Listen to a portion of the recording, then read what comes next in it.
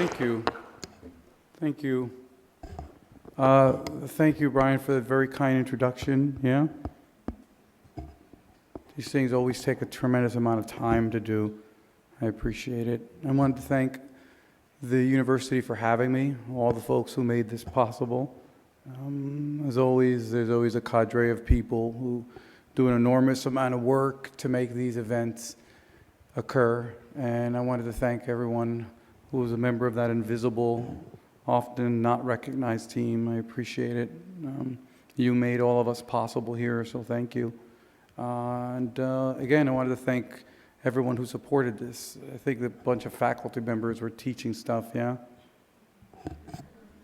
Which might explain why there's so many of you here. Yeah? I wonder how many of you did the teacher say you had to go to the reading? Anybody? Yes. Salima, what's going on? For real? Y'all here voluntarily? That's some shit. You guys know I'm not really believing you, right? You guys are high school? That's fucking great. What high school? How are you guys? You came by yourselves? That's great, man. That's so great. Oh, you guys are the shit. That's wonderful. Okay, y'all can't outdo that, right? Huh. All right, well, I don't know. I guess I'm one of those people who forces my students to do things. That's why I'm a little shocked. You guys are going soft. UVA faculty, what the fuck, man? Coercion. Yeah, my MIT students are very concerned with grades, so I'm always like, go see this strange sculpture or I'll fail you. They're like, fucking math students, they're like there, you know? So, okay. Well, thank you for coming. Yeah, thank you so much for coming. I guess before we begin, we started mad late, so we have about an hour, yeah? So I guess before we begin, just a couple of questions, you know, try to figure it out. First of all, anybody here from Jersey at all? Oh, New Jersey, what the hell happened? Were there some other folks? I saw some hands. Was this a hand up here? Yeah? Where in New Jersey? I know Newark really well. Where?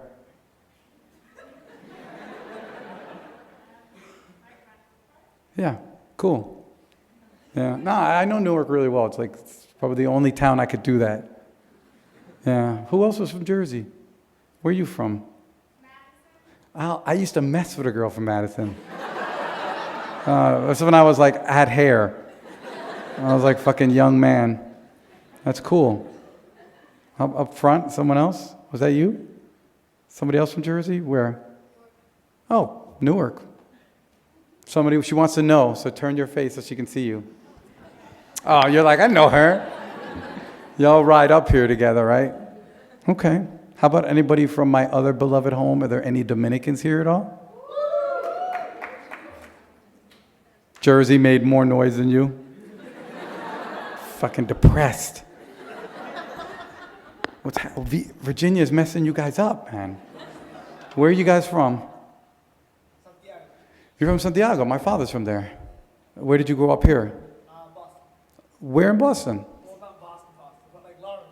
Come on, that's definitely not Boston. Yeah. I know. I go to Lawrence all the time. I was walking out of the club, the one that the mayor got in trouble in. Yeah. Cool. And then there was another hand. Yeah. Where are you from, bro? Santiago. Pero coño, todo esto es cibaeño. ¿Sabes que mi papá del Cibao? Sí, él se crió en Baitoa, ahí mismo afuera de Santiago. Oh, coño, pero tú no eres apellido Díaz, ¿verdad? Eso me da miedo ahí mismo. Porque tú te ves como un señor serio. Tú no quieres ser Díaz.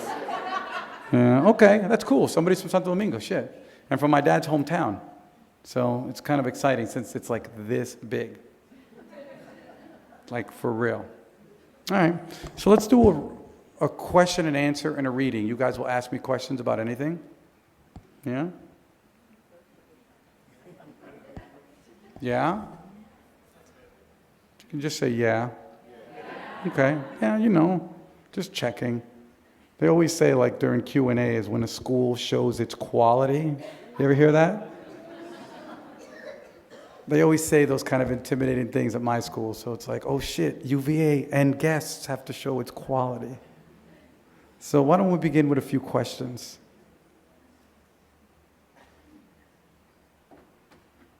All the way in the back.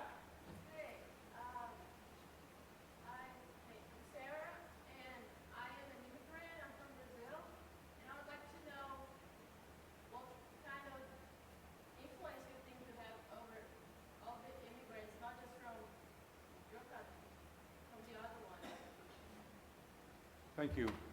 I'll repeat the question. My interlocutor said that she was an immigrant, and she wanted to ask what kind of influence do I think I might have on immigrant communities, and we're assuming in the U.S., yeah? No, it's a very interesting question. I mean, first of all, of course, as artists, you know, you always feel like your pull is incredibly limited. Part of the reason you're an artist is because you're not sort of, you know, you belong to a culture which by default tends to view arts and artists as either suspicious, as dispensable, as frivolous, or as ridiculous, you know? And when you belong to that kind of culture, it makes kind of intellectual interventions, political interventions, sort of fraught.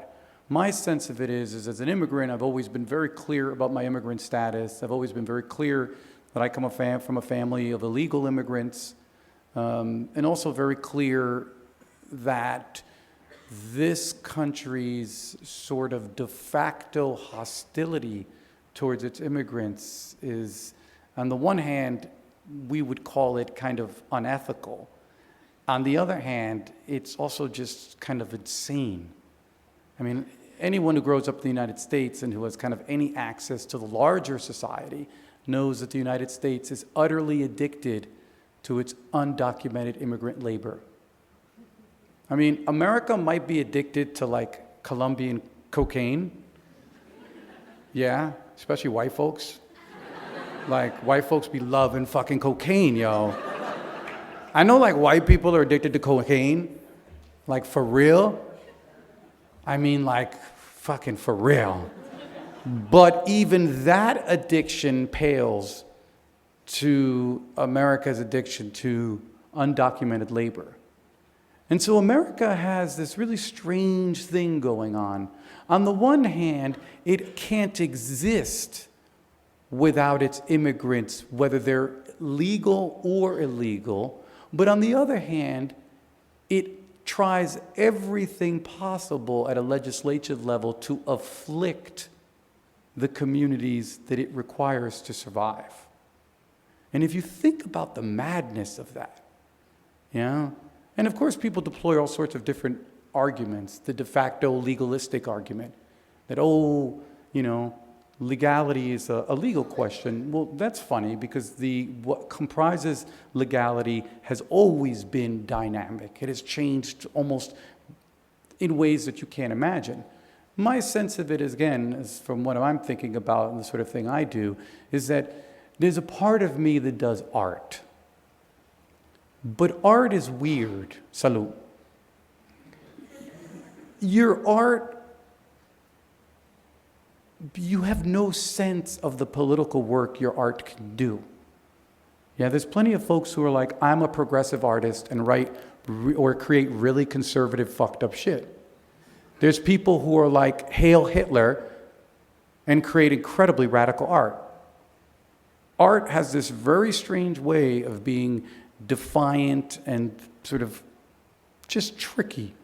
So I always think that my sense of my work and the influence I have in the debates around immigration and the work that I do around in immigrant communities tends to be more of an activist, as an activist.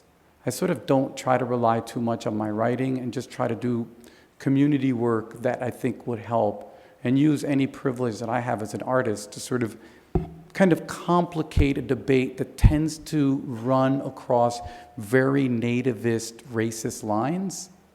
I mean, most of the immigrant debate in the United States is just coded white supremacy, you know? And so when you get into those kinds of debates, there's really not much you can do except fight back as fucking hard as you can. So again, how much influence? I don't know. But is it something I'm very interested in? Yeah. Is it something I think is very important? We can't exist, we can't have a future if our idea of what makes up our body, our community, if our ethos around our national identity is to afflict the weakest. When that is your sort of cultural, social baseline, as a community, there's something fundamentally wrong. And I think those of us who are activists, those of us who are interested in a better society, know that you can't have a future when this is your sense of the world.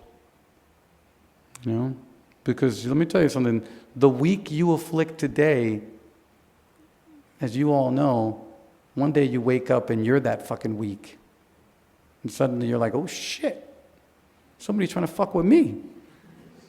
So there was another hand up front, or did that person just die? Hi there. Oh, the high school students. You spoke a bit about Virginia 1, high school 1. you spoke a bit about this idea of like kind of I guess making a connection with people that are also from where you are from. And I'm neither from the Dominican Republic or New Jersey, but I come from a very similar place. I understand you are from, which is comic books. Yes, yes. And specifically in This Is How You Lose Her, I can't help but get the sense of specifically like Los Bros Hernandez and like all of Love and Rockets and all of that in there. And just this like large part of, I guess, this thing where you make me feel like I'm reading comics. And you make me feel like I'm reading something important, no matter whether it's prose or otherwise. And I guess what I want to ask is, where do you feel those narratives fit in as far as, are there certain things you can definitely only say in prose, or are there certain things you can definitely only say in other mediums, and how important do you think that is? Yeah, my interlocutor was talking about he mentioned that while he's neither from New Jersey or the Dominican Republic, my interlocutor was saying we share a common love for comics, which we do. I do love comics. I was nerdy like that growing up, you know? I came from a family where you couldn't be nerdy, yeah? I came from like a military conservative family. Yeah, I never realized how conservative and military my family was till we had a reunion like just a couple weeks ago. And like my two nephews had done 2 and 3 tours in Iraq and Afghanistan. My little brother was a Marine combat veteran. My older brother was in ROTC, and then they refused to give him his like health clearance. My sister was married into the Army. And so kind of like it wasn't a family where nerdiness was encouraged, especially among the boys. We were like, I always joke around this, Saturday was boxing and Sunday was the rifle range. And that was my family. So like I kind of dug comics as a way to kind of escape. But my interlocutor was talking about the way that certain stories can be told in certain mediums. And do I think that there's some things that you can only say in prose, etc. Does that? Yeah, I mean, I'm kind of interested in what they call sort of the brainiacs in the field call the affordances of a media.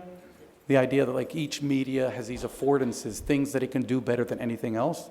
So, it's like try to describe somebody dancing. You write a dance, but I can show you a 3-second film clip that'll blow anything you write away. And I think that part of the game for me of literature is wrestling with its affordances, because there's always these huge gaps. Literature is terrible at movement. Literature is terrible at describing collectives. In other words, guys, I could turn a camera on and show you a group scene. Try to write a group scene. It takes a lot of work. But I'm interested in those things. I think I'm as attracted to what literature does well as to what it does poorly, because I think it's good to mess with the limitations of a media. And so I do think that you could tell almost any story in any media, but you always have to wrestle with the media's affordances. Yeah. Thank you. We'll take a few more. Oh, right there?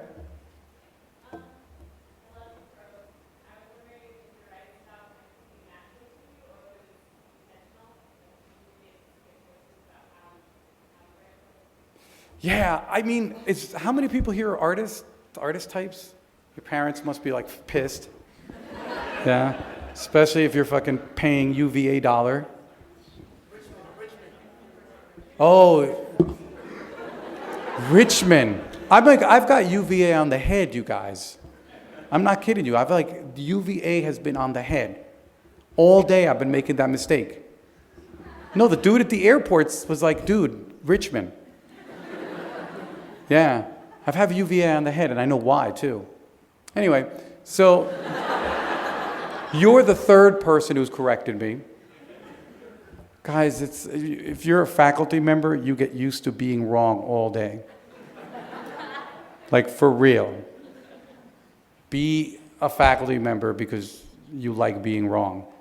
So yeah, especially, oh God, you guys are just as bad. So anyway, as we were saying, you know, when you're kind of thinking about what your careers are, you know, the arts wasn't the first thing that I was thinking about. But when I sat down and realized that what I wanted to do was be a writer, what I kind of was thinking was I had to figure out a way to have a voice, had to figure out a way to write, had to figure out a way to make the different parts of me come together the way that they didn't come together in public. Like, there's always these parts of yourself that are always hidden. You know, I mentioned earlier, like, my family was kind of like this really big military family. Well, that meant certain things couldn't be discussed. I was kind of like really like progressive. Like, from the time I was young, I was like completely different politics. And I came from a family where, you know, it was a kind of generally the idea of being smart was good, but there was no way for anyone to understand what that would mean. I didn't have parents who went to college. Nobody helped me with the college applications. You know, if I came home and talked about my classes, my mom would have been like, the fuck are you talking about? You know? And so I kind of was trying to figure out a way how to get all the parts of me as an artist, all the parts of me together in one place, visible, which wasn't possible anywhere else. And that's how I began to think about the voice that I write with. Yeah? And so without any question, it's completely designed, it's completely artificial. Yeah? Without any question, it gives the illusion that it's conversational, but nobody talks like this. Like, if you read anything I've written aloud on the street, it sounds really ridiculous. You know, but as long as it gives the impression to people that someone might talk like this, then you're good. You know, writing doesn't actually have to be, you know, very idiomatic. It just has to trick people into thinking it is. You know? And so a big part of the beginning project was this idea that as a person, I didn't have a home where all of me was present simultaneously. And again, I can't speak for most people, but a lot of my friends were in the same situation. They always felt that there was parts of themselves that were always left out of whatever equation they were in. And I guess that was the only way I could think of going forward as an artist. So like, damn, if I'm going to be leaving parts of me out, then what the hell's the use? I thought this was supposed to be different than regular society. You know, for me, the arts has always been a utopian project, something that might be slightly better.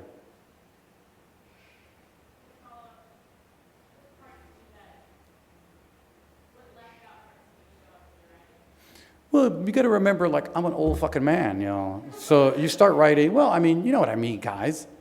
It's like, I'm 44. You start out writing, and parts of you aren't present.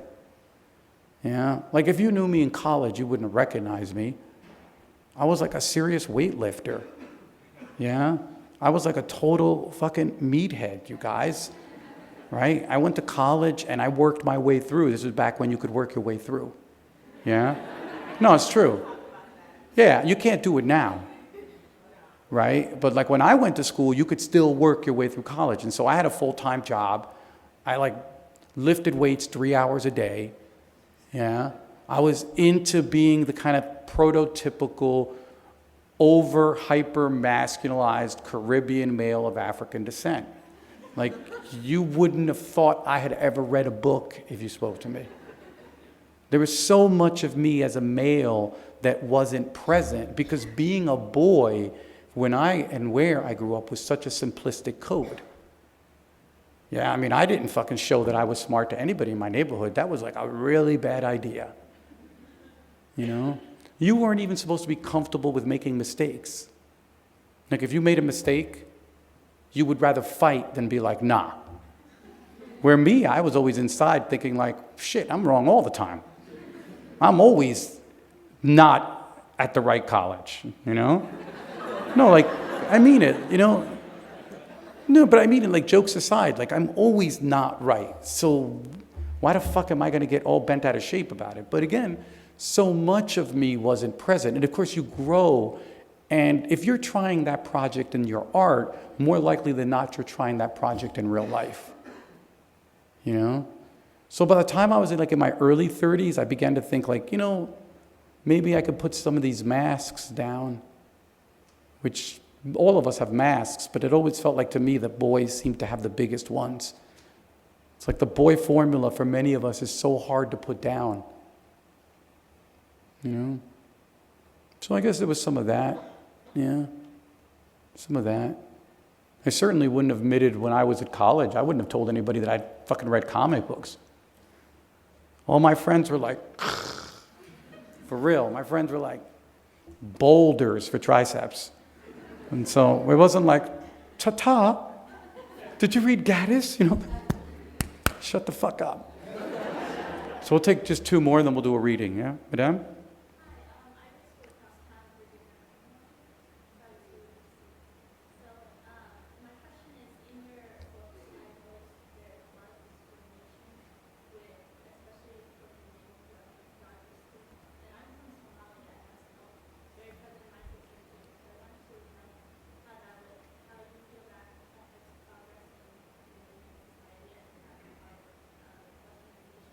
Sure. My interlocutor brought up that in my books there's kind of sort of a through line of pointing out how much like what we would call colorism is present. How people will people my color will look at somebody darker and be like, you black.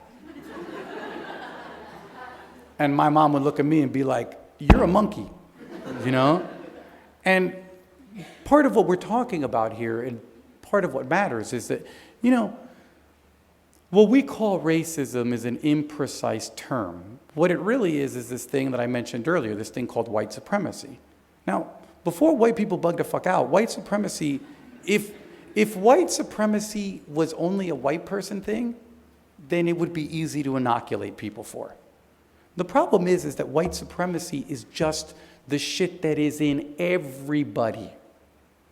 So that you could take every white people on the earth, put them in a little ship, send them out into space, and we would be as racist as we were without white folks. And it would be the same kind of racism. And I think that that's one of the things that often we forget. We tend to think of these things as sort of these kind of dyads, these kind of poles, but this stuff is so hyper present in all communities. And we've learned these lessons really well. I mean, this is a global system that comes out of what the brainiacs call coloniality. And that even people who have never been out of their home village in Mongolia are shaped by coloniality. You know? And so I think part of what's going on is that if you can't identify this stuff, because we all live it, we won't admit it. Like I'm in a classroom with my students and they're like, oh, but there's no racism. And I'm like, okay, come on, you know you guys have been in classes where there's students who are like, there's no racism. Have anybody? Right? People fucking love that. They're like, there's no racism. And the same thing, who's been in a classroom where fucking dudes are like, there's no sexism? That's like dudes' favorite shit, and some women. They're like, I've never been discriminated against. I'm like, motherfucker, please. That's like saying, I have never had a heart transplant, so they don't exist. I'm like, okay, dude, who the fuck let you into this school? You know? So, you know, when you deal with this enough, you begin to understand that there are these enormous silences in cultures. When people fight you to shut you up about a topic like race and sexism, it means that you have stumbled upon the cultural silence that must be patrolled to maintain hegemony. Sexism, racism, homophobia, these are like big sources of power. And they function best when people don't think there's anything going on. And so Dominicans are just like fucking a lot of my students. I walk up to Dominicans and be like, yo, there's racism in this country. They're like, no, there's not. No, there's not. And I'll be like, well, what about what you just said? They'll be like, oh, but that's a monkey. That's not a human being. And I think part of what matters as students, I think part of what's important as students is that, guys, as students, you're supposed to come in here with this training. You don't think coloniality has spent 500 years so that you could come in as undergrads and not be really awesome at pretending there's no racism, sexism? You're supposed to do this shit. You're supposed to be like, no. You're supposed to, while you're in college, learn that this is learned.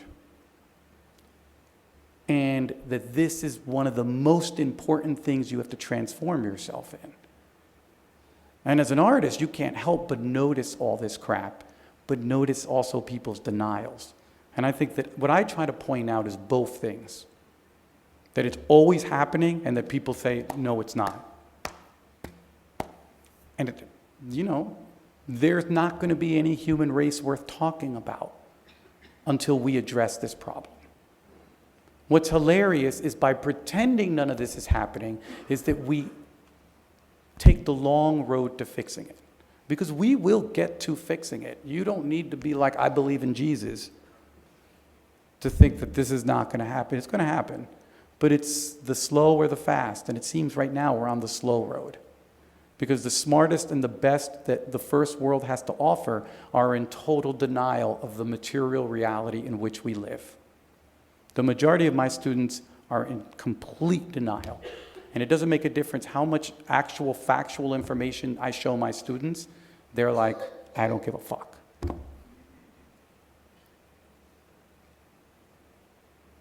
And it's something we have to address. One question and then we'll do the reading. What role would you say your writing plays in personal demons, or as you put it earlier, always being wrong? Well, no. I feel like always being wrong is just the de facto position of being a human. I'm sorry, guys. Like, you guys are right a lot? No, I'm just wondering, are you guys right a lot? Or is it, I feel like I'm from a different planet, because I am always fucking wrong. So that's just the de facto position. But the demons are a different thing. We all have to wrestle with who we are, and I think that I don't do as much wrestling in my work as one would like to think. I like having characters who are wrestling with their demons. But my characters' demons are very different from my demons. Yeah?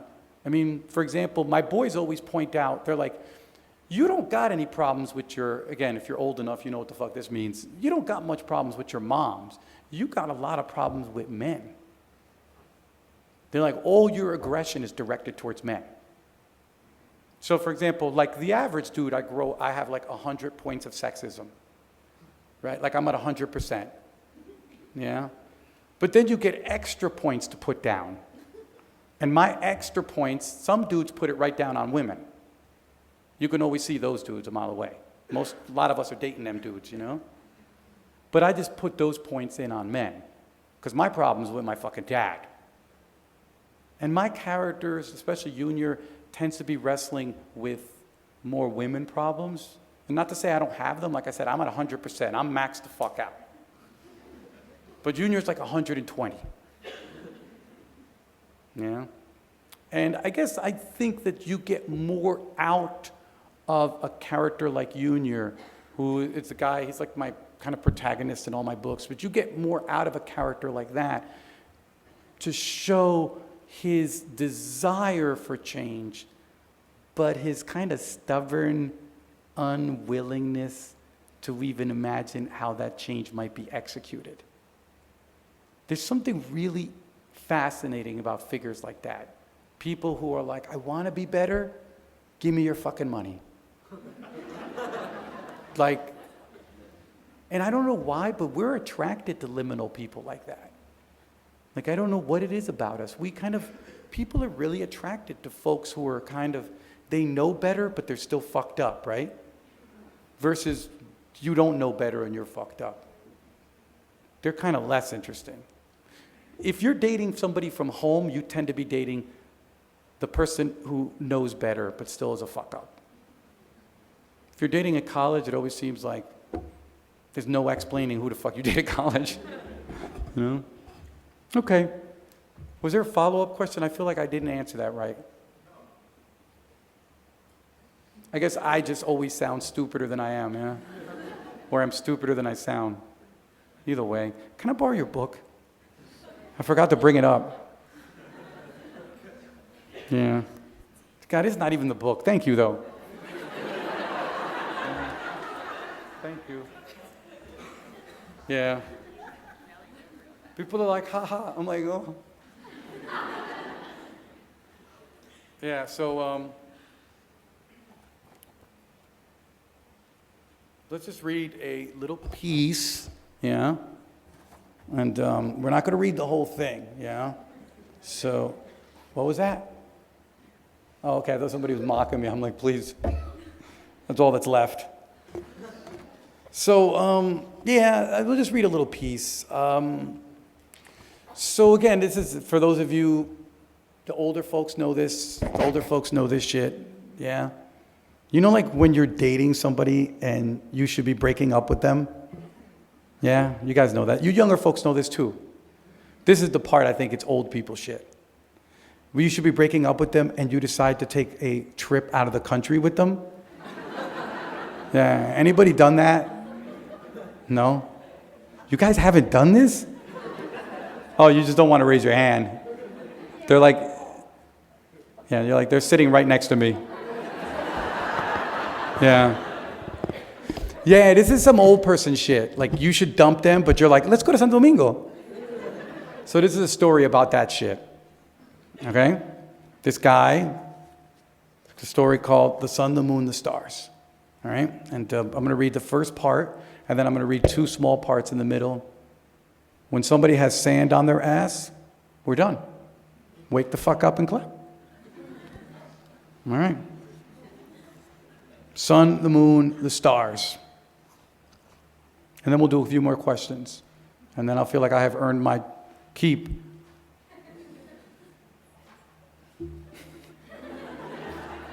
Somebody's like, no, you haven't. Mm-hmm. All right, here we go.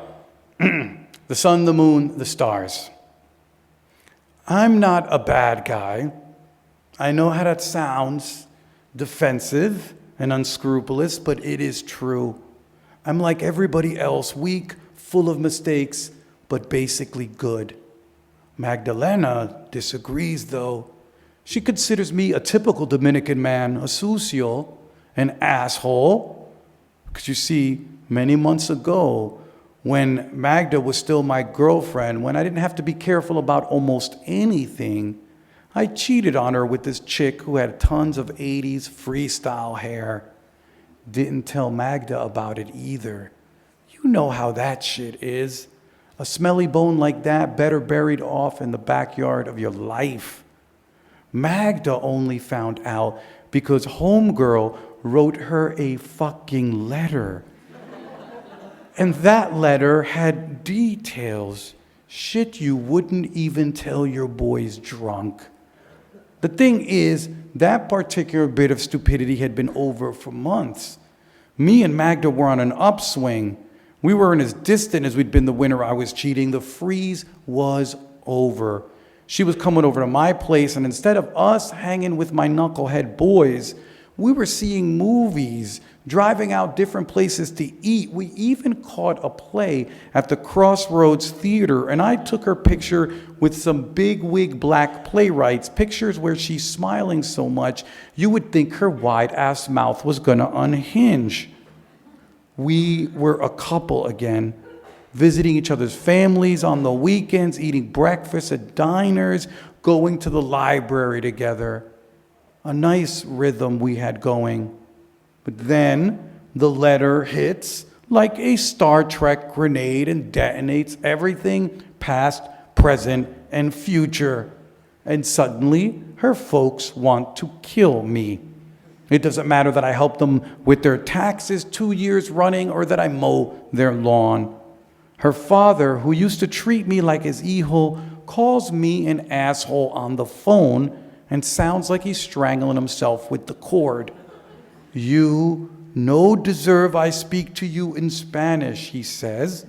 And I see one of Magda's girlfriends at the Woodbridge Mall, Clarabelle, the Ecuatoriana with the biology degree and the chinita eyes, and she treats me like I ate somebody's favorite fucking kid. You don't even want to know how it went down with Magda. Like a 5-train collision, she threw the letter at me and then sat down on the curb and started hyperventilating. Oh, God, she wailed. Oh, my God. This is when my boys claim they would have pulled a total fucking denial. Cassandra who? But me, I was too sick to my stomach to even try it. I sat down next to her, grabbed her flailing arms, and said some dumb shit like, "You have to listen to me, Magda, or you won't understand." All right, we get it. So dumbass gets caught cheating. The famous letter. I'm sure this campus has seen more than one of them fucking letters. I always think that's like, it's very thoughtful to take time to write a letter to blow a motherfucker out. So, for real, I just think it's kind of a thoughtful artifact, yeah? And so he gets blown the fuck up, and they're supposed to be planning a trip to the Dominican Republic together, right? And so he keeps thinking, and she keeps thinking, and this is where we join them. Because she likes him, so instead of just dumping him and never speaking to him, she's sort of thinking about it.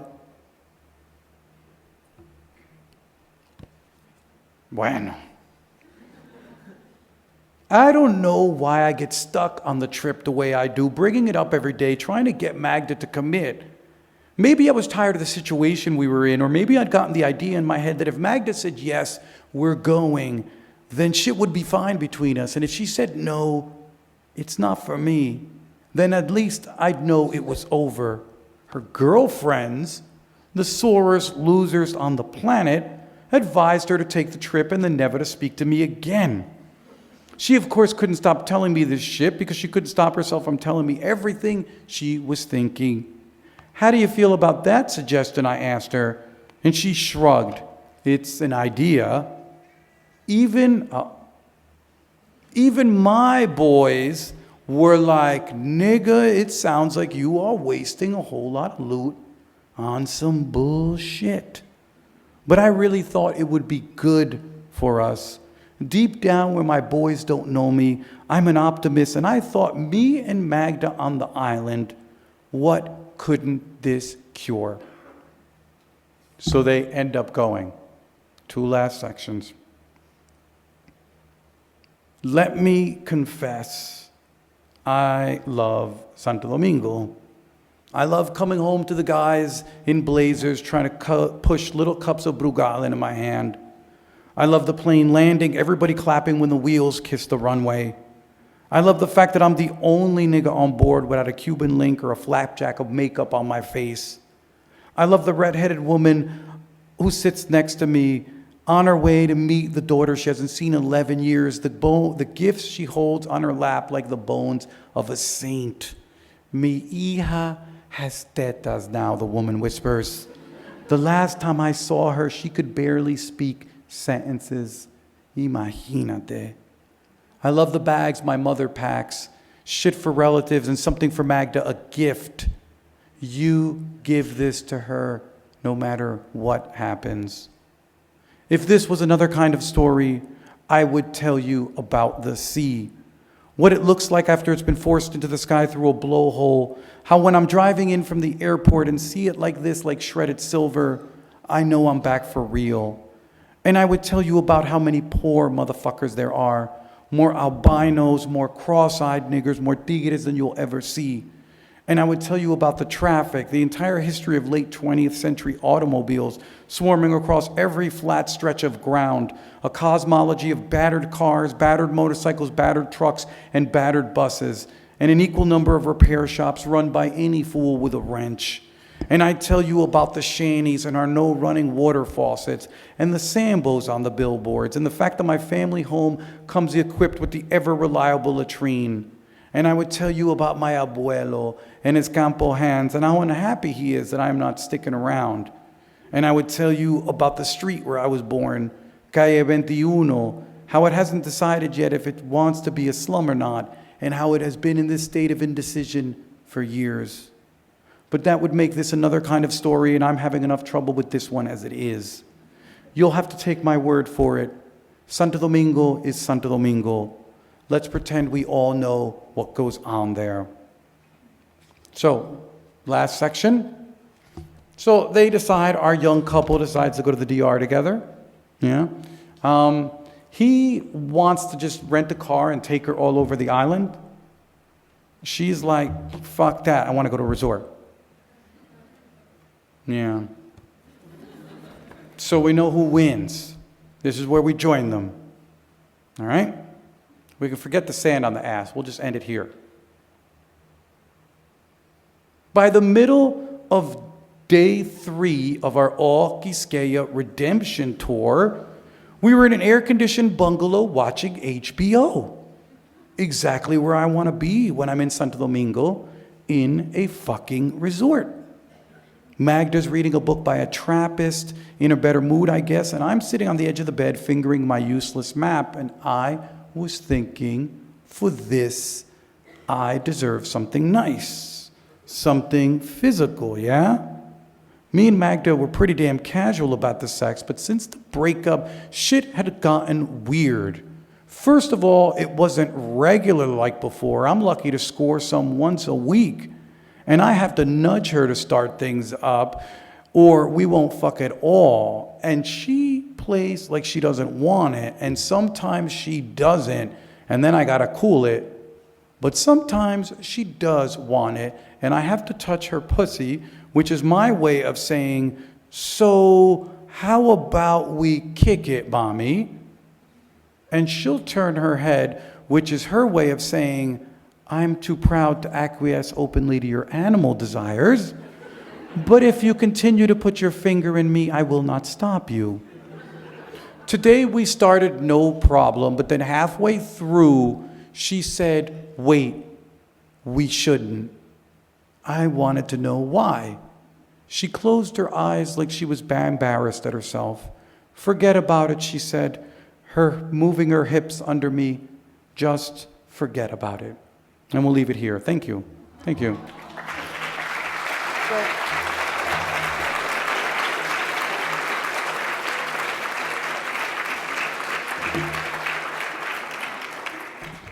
Damn, I can't seem to waste time. All right, we have time for a few more questions. I was like trying to make these answers as long as I fucking could.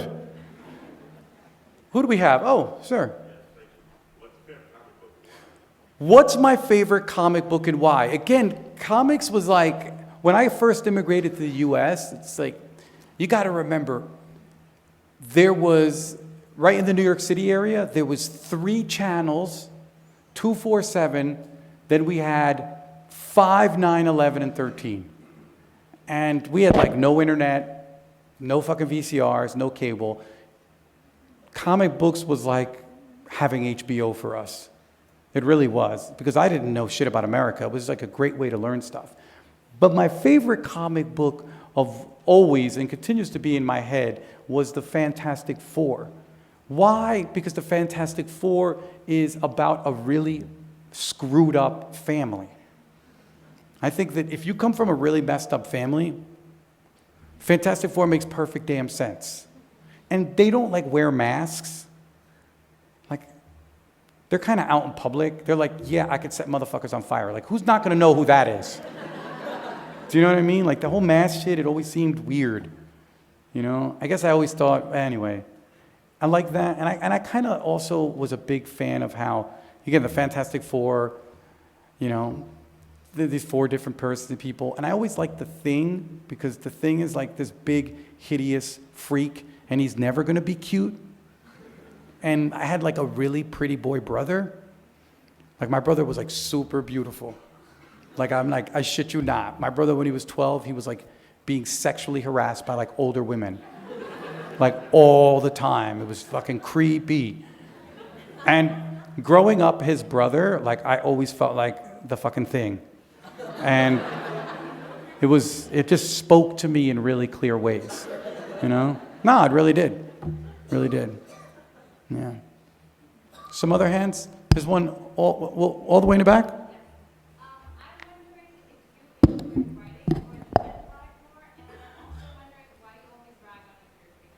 Do I rag on New Jersey? Also, yeah. Yeah. I don't feel like I rag on New Jersey any more than I rag on Santo Domingo, New York, or Boston. I always think that you know that a person loves a place because they're critical. You know, I want Jersey, Boston, Santo Domingo to be better. And so I think that there's something I find it untrustworthy of someone who loves a place and doesn't see anything wrong with it. That's called a fanatic. No, and I think that we should be very scared of them. You know, again, I grew up in a family of jocks, and jocks can love their team, and then they'll be calling on the radio station and be like, fuck him. And, you know, we make fun of people who like sports all the time, but sports people at least have the nuance where they can like their team and still think that there's problems with it. You know, so I'm that guy. I like love my places, but I think there's problems. You know? Was there a second part of the question? Yeah, and I was also wondering if you enjoy writing or you enjoy the end product more. Do I enjoy writing or do I enjoy the end product more? I gotta tell you, I don't know if I enjoy either. Like, I don't think I write well, but it's important to make this argument, you guys. Guys, not all of us are motivated by what sort of the classical terms, the pleasure principle. Some of us are very good at things we find incredibly difficult. And we often don't kind of keep that in our heads, because the way college works and the way that most of us are socialized, if you find something difficult, it means you suck, so stop doing it. But that's not true. The fact is, most of us are probably incredibly good at things we find difficult, but because we find them difficult and because this culture doesn't encourage that, we avoid them. And I happen to find writing very difficult. I don't write. If I did things simply for pleasure, I would have never written. Because I do a lot of shit that's fun that, I could have done easier, But I just think that it's important to remember this in our imaginary, because a lot of times we don't keep that. We think that everything we do should feel like first love. That's a big mistake, guys. I always tell my students, I'm like, you're in fucking college. This isn't a fucking date. Why do you have feelings about an institution that has no feelings? Getting mad at a college. You're like, I hate University of Richmond. Who fucking cares? That school doesn't got any fucking feelings. That's like if I caught you yelling at that wall, I'd be a little worried. And there's things that have feelings and things that don't. And My sense of it always is that we can do things that don't always engage us at that level of affect where it's sort of relational, like you're dealing with a person. I save my emotions for people. And I try not to get too emotional about shit that isn't a human being. Like a college isn't a human being, you guys. And so there's different ways to think about it. You can have affect. I'm not saying you shouldn't like a place or dislike a place, but don't go too nuts. And I guess for me as an artist, if I wanted my writing to hug me, I would be a very different kind of writer. I'd be a very different kind of writer. But I don't want my writing to hug me. I don't want my writing to make up for the fact my dad didn't like me. I don't want my writing to make up for the fact that my brother was better looking than me. I don't want to make up for the fact that that I spent my entire childhood scared to shit someone's going to stab me. I don't want my writing to make up for any of that. It can't.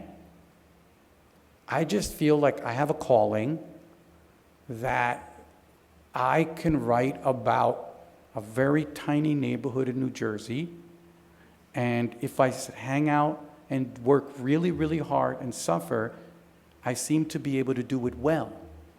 But does it give me much pleasure? Fuck no.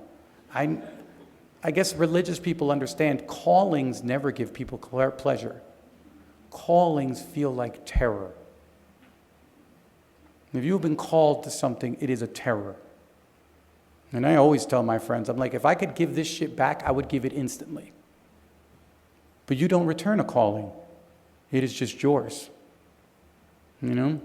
So, whatever, that might be too serious, but it's okay. It's okay for there to be different models, And I think it's all right, because there should be many more models for how we do things. So, that's one of them. There was another hand was up. What happened? Yes, madam? Yes, ma'am. You're like, I don't give a fuck, really.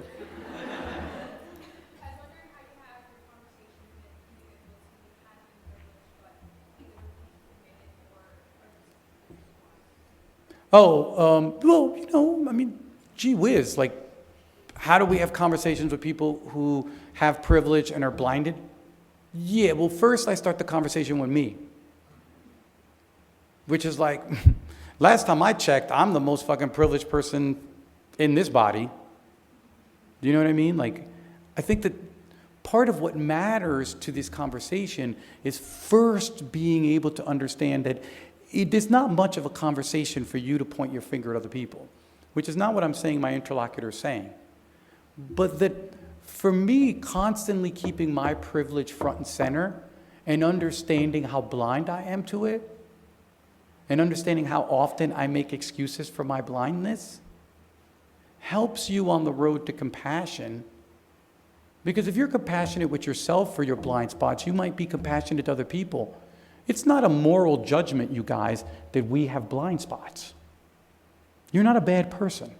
If you're in class being like, there is no racism, even though every social scientist has proven that racism and white supremacy is totally active in the United States in phenomenal levels, even if this is what you think, it doesn't make you a bad person. I just think that the only way to approach someone like that is with compassion, not condescension. Compassion is like, this is where you're at. I can prove it to you if you're open-minded, and if you're not, I'm not going to hate you for it. You're just a person, and I do things like this too, I'm sure. And if I draw the line at you but not at me, then what's the deal? I just know I'm so fucking flawed, dude. When I sit in front of my students, I'm like, there is nobody in worse shape than me. No, for real. No one has made more mistakes. No one has hurt more people. No one has kind of dropped the ball, come up short, disappointed people, lied to myself, used my privilege unfairly. And so I'm like, what the hell am I going to do, man? I got to sit in front of anyone. When I'm like doing stuff for immigration rights and there's people out there being like, fuck you, go home to Mexico. Like, what can I do? I'm like, I'm not from Mexico, motherfucker. And that would mean go back to Mexico. I'm going to go fucking Arizona. Last time I checked, half of Mexico's in the U.S., yo. So I'm kind of there, motherfucker. But what can you do? You can get devoured. You can get devoured by forgetting that that person, but for the grace of God, is me. And I remember being a young kid. I remember being in high school and being like, what's up, faggot? No, I remember it clearly. So who am I? And we come up short, you guys. It's difficult not to. The thing is that we've got to try not to. We are in college because this is an opportunity for you to transform yourself. They never give you a little booklet when you get in. They don't tell you what this is really for. You kind of get a sense. They're like, oh, this will help you get to college, high school. Then you're in college. This will help you get a job. This will help you go to med school. But that's kind of professional nonsense. That's occupational nonsense. The actual ethos behind being at university is that university is an opportunity for you to transform yourself.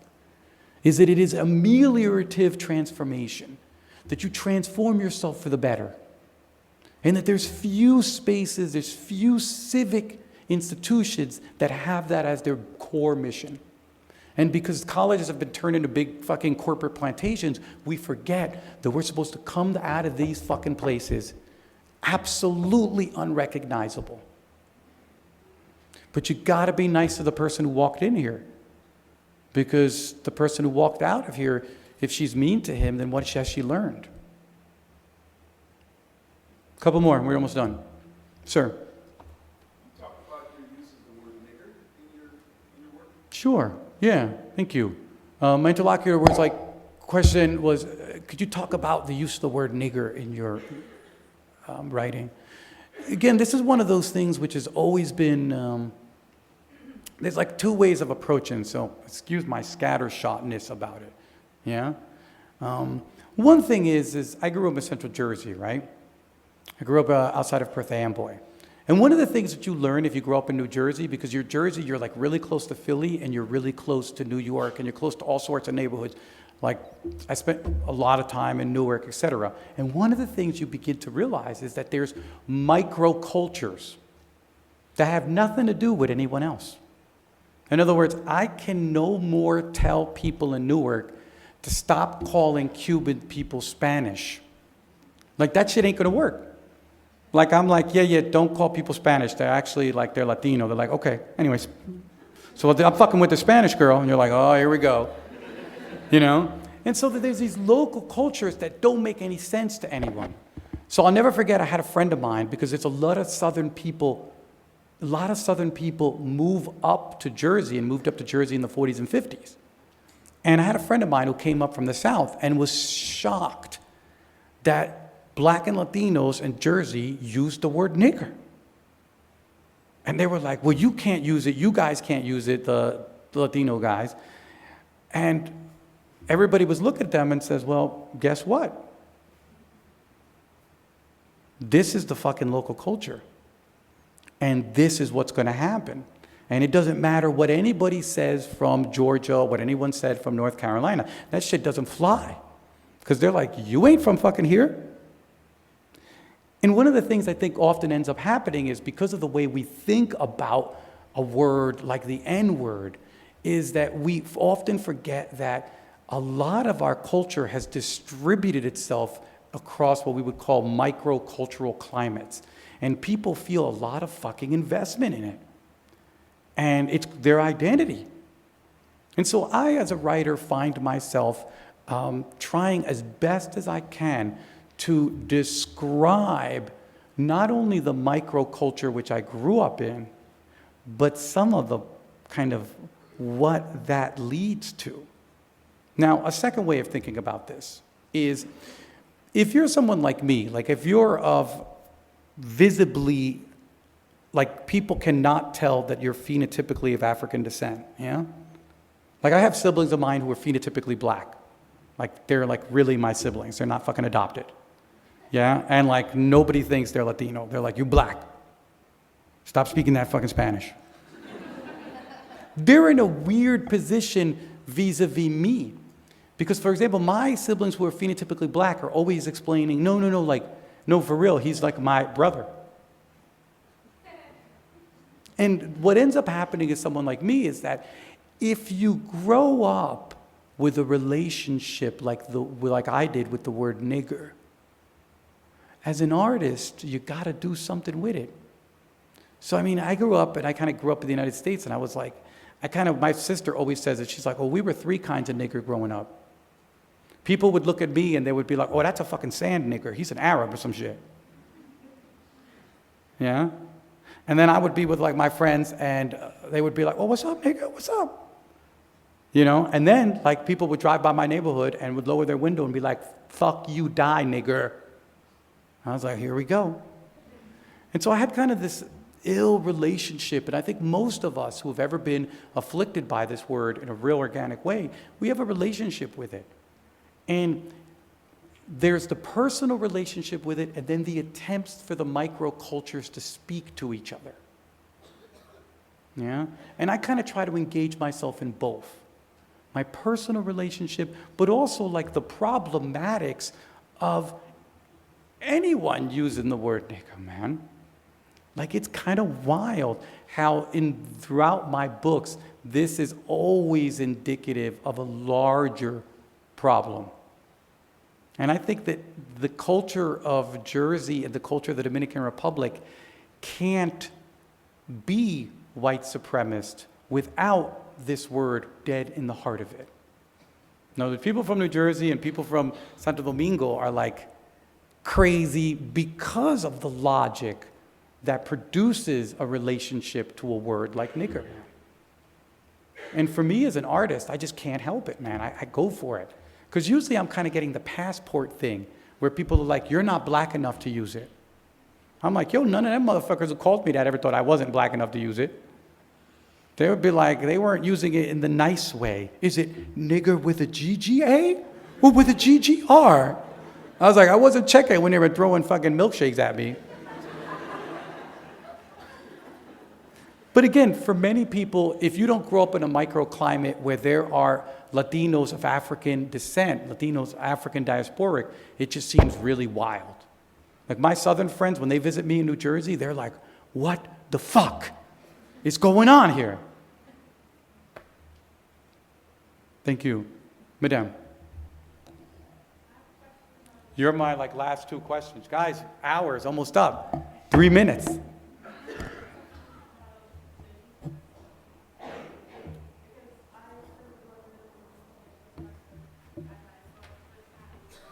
Say it again. You have my voice back. My ears back. Repeat it.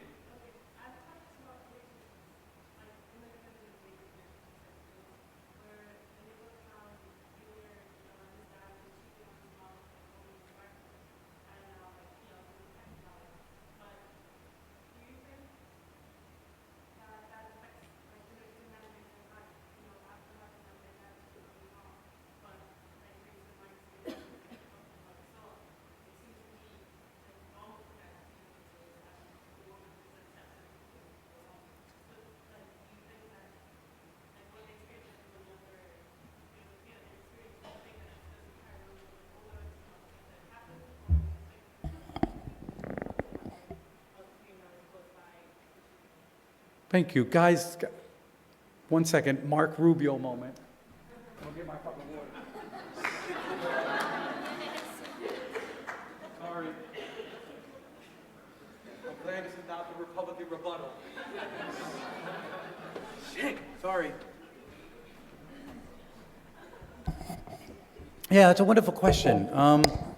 So I'll repeat it for folks.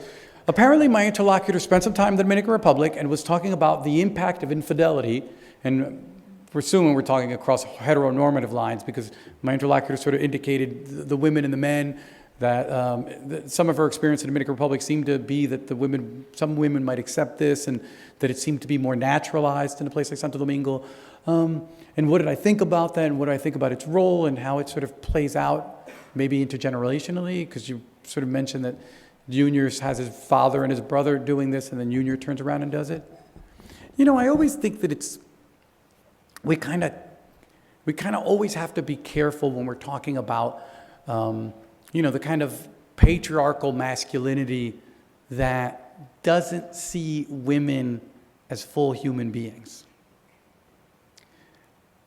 I mean, guys, the hardest thing to realize is that the average guy, whether he grew up in New Jersey or the Dominican Republic, walks around and doesn't think of women as a full human being. There's nothing in the culture that indicates that men are trained to think of women as fully human. I mean, watch TV for 2 hours and there's no sign that women are fully human. No, I mean it. There is no sign. It's like just simply lots of fucking crazy sexualization and sort of women fill kind of utility roles and usually are invisible or, you know, it's sort of colossal weirdness around it. And I think that we must remember that one of the things about the kind of patriarchal imaginary that we're in is that it's kind of transnational. And certainly it is expressed and practiced in different densities in different places. Yeah? So that the Dominican Republic, of course, doesn't have the same kinds of feminisms that the United States has. Yeah, because this kind of logic and this kind of behavior gets altered by feminisms. Boys don't just suddenly become nice. Motherfuckers got to fight. And so, you know, both these two places have different feminisms. And I think that one of the things that you tend to have is that there's different fights in different places. People stake out different grounds, yeah? And I think that, for example, it may seem like the Dominican Republic infidelity is kind of fantastically normative, but I would argue that certainly there isn't a ton of infidelity. I would definitely say that. But I would also say that the culture of the Dominican Republic prepared me perfectly for the culture of New Jersey. That about the only thing that translated was what I learned about treating women. That was like 1-to-1. Like I didn't even need to upgrade my fucking Mac. That shit was like, ding, oh, you're up, you know? And I think that this stuff it's a colossal lesion of the imaginary. In many ways, it's one of our largest fights. And I think that infidelity partakes in this because if you don't think someone's fully human, then you're not really thinking you're hurting them, right? And it's why so many boys do all sorts of wild shit that if you try to do that to them, they're like waiting for you in the closet with a knife. Never noticed that shit? Boys will do all sorts of wild shit, and then like when you even turn it on them a little bit, they're like, for real, they show up with a knife. And I think that we've got to think of it in these kind of terms, because often in the first world, we'll go to a place like the Dominican Republic, and we'll be like, oh, these people are terrible. As every single woman's shelter in the United States is filled with raped and battered and beaten women. And we're like, my God, look at these people. These women put up with so much. I think that, I'm telling you, I think that the similarities are more alarming than the differences, but there are stark differences. Femicide, the murder of women, has an enormous rate in the Dominican Republic, higher than the United States. And I would argue that the femicide in the Dominican Republic, the murder of women by their partners, has everything to do with the organic feminisms in the Dominican Republic that have grown up as a way to resist this kind of fucking crazy behavior from guys. I think these women are being murdered not only because patriarchy likes to kill women, but because there is a lot of feminisms in the Dominican Republic that people sometimes don't realize or don't recognize. You know, when you look at the majority of women-owned businesses in a place like Dominican Republic, when you look at the fact that like what percentage of the money being sent home from Spain, from Germany, from the United States is being sent home from women, by women, to women. When you look at a lot of the civic changes that are happening in a place like Santo Domingo, the organizations that are being started up, that are being started by women. And a lot of this stuff links together. You know, I really do think that, you know, in a case like the Dominican Republic, which I would not argue for every case, the complexity of what's happening is a rabid, homicidal patriarchy being matched by a very courageous grassroots feminist movement that has been going on all century, but it has become much more powerful in the last 2. And that's the way I tend to think of this stuff. Yeah, the dudes be running around having 8 or 9 kids. And yeah, a lot of women don't have the kind of privilege that would allow them to fucking lock these kind of guys out. But there are women who do. And there's a lot of movement on the ground that's showing an enormous range of promise. You know? So I sort of see the both sort of sides of the issue. And I just to finish off by saying what it kind of does is that, listen, when I think about my own family, when I think about my own families, the way that people use sex to act out on each other, because really that's what we're talking about. We're talking about in part privilege and in part people using sex to act out on each other. There's probably no worse childhood than having parents who use sex to act out on each other and being a child and watching that shit. If you want to have fucked up relationships for life, have parents who made their fucked up sexual relationships your business. Like, I know you're in therapy for life. And if you're not in therapy, get in it. You know, and I think that this is something that a lot of my friends, my generation, we talk about. I came from the generation where our dads would openly introduce us to their girlfriends. Like, where do you learn trust when that is your beginning point? And what little boy doesn't want to emulate their father? And what little boy doesn't feel a horrifying contradiction that, like, this is what my father's doing, but I love my mom, and now I have to be a party to this silence? And I just think for me as an artist, it's not bad to report from that part of the world. Because many of us grow up with none of that happening. Many of us grow up with completely the most normal fucking relationships in the world. But guys, the fact that this is happening anywhere raises the temperature of the entire pot. You don't need to be fucked up. All you need to have is a fucked up neighborhood, a fucked up neighbor for the whole neighborhood to be fucked up. And as a boy, I tend to report from the front lines of the kind of masculine dysfunction that I grew up in. And I think the consequences of that relationship on the characters' lives, the male's characters' lives, which I write about, are profound and lasting.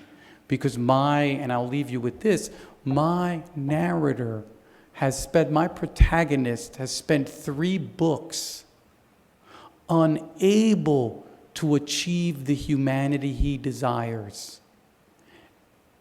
Because he doesn't understand, and of course as the writer I sort of know this, but I kind of just torture him. He doesn't understand as a male, you can never be human till you finally recognize the humanity in women. Because without that exercise of the imaginary, you'll never be human. You cannot walk around and think half the population's not human and be a human being.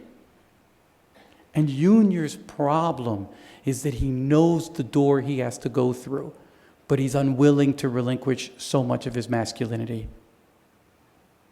To do that, to imagine that, means that we have to relinquish so much of our masculinity. And many of us have a possessive investment to the toxic ideologies that define us. Thank you, guys.